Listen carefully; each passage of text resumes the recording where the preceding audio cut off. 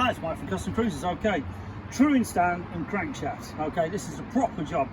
Cast iron, proper thing, made in Taiwan, not China. Okay, but as you can see here, if you want to have a look closely, this is the handle which we will adjust between the two centers of the crank. Now, as you can see, this needle is now moving. So what happens as we spin this round, basically this isn't held properly, but as you can see, it is moving this. Now, each division on here is 1/10 of a thou.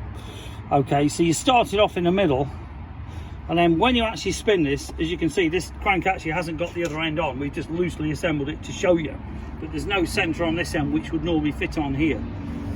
Okay, so you can see here the crank would normally fix on here. This would be slid down and go in this end here. You'd have a similar shaft, the pinion shaft, in other words, this will be on here and clamped in here. So this crank will basically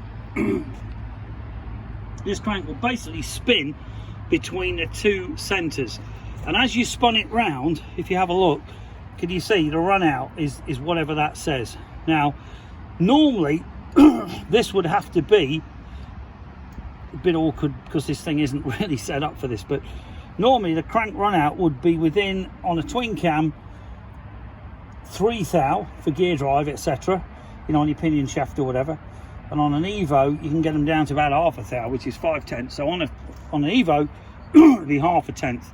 But amazing bit of kit, and to be honest, you cannot do this job unless you've got a lathe. But as you can see, as soon as I touch that, this needle's moving. Okay, and this is telling you what the run out is, as we call it.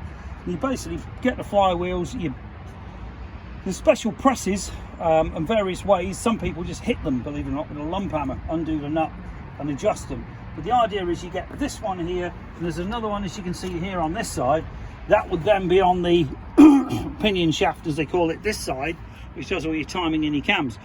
And as you spun that crank, you would expect the run out on this to be the same as that.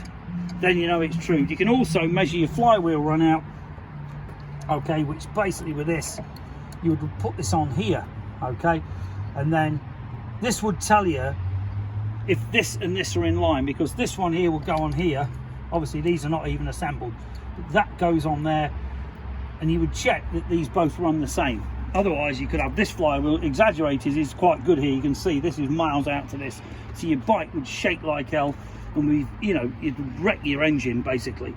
So what you're trying to do when you've done this properly, these two will both be in line. Both of these will be in line, and this will be concentric to this one, and that's how you true and balance a crank. Okay, well, not how you balance it, but how you true a crankshaft and check your wheels. Okay, it's 01773 835 666, customcruisers.com, or the new site customcruisers.eu if you want to purchase one of these. Alternatively, give us a bell, 01773 835 666, or another option, email us, sales@customcruisers.com. Thank you.